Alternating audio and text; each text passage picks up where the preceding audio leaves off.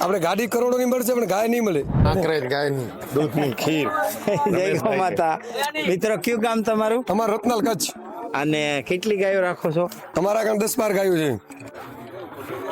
વાહ, કાંકરેજ ગાયના દૂધની ખીર ખવારી બધું ભેગું લઈને જ આવ્યા છો? હા ના, ગાયો અમે 4 જ લીધા છે, બાકી બધી કરે છે. એમ નહીં, આ જમવાનું ને બધું હારી? જમવાનું ભેગું, હા. શું વાત છે.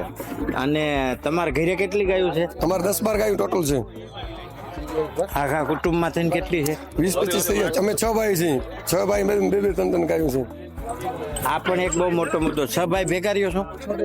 એક જ વાડામાં રહીએ પણ જમવાનું રસોડા અલગ છે. ધન્ય છે આપના માતા પિતાને વંદન. અહીંયા કેવું લાગ્યું તમને એક્સપોમાં આવીને?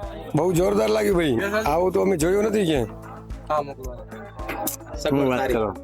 સગવડ સારી. અમે તાણેતર ગયા, પછી અમે હોડકો જઈએ.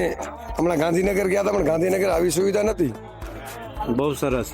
તો તમે કાંકરેજના ગોપાલકોને શું સંદેશ દેવા માંગો? કાંકરેજના ગૌપાલકોને એમ કે ભાઈ આવો મેળો ભરાય ત્યાં બધાને જાગૃત થવો જોઈએ. સારો પશુનો ઉછેર કરવો ખપે, એની માવજત કરવી ખપે. અને આપણે આ જે ગૌવંશ છે, આપણે ગાડી કરોડોની મળશે પણ ગાય નહીં મળે. સાચી વાત છે. બરાબર ને? તમે ગાયના દૂધમાંથી કે ગોબરમાંથી બીજા શું પ્રોડક્ટ અમે ઘર માટે જ રાખી છે, હજી કાંઈ બનાવતા નથી. વધીને બનાવી ખેતી માટે? ખેતી માટે સલેરી બનાવી, ખેતીમાં ઘઉં દૂધ ને એ ઉપયોગ કરીએ. ભરીને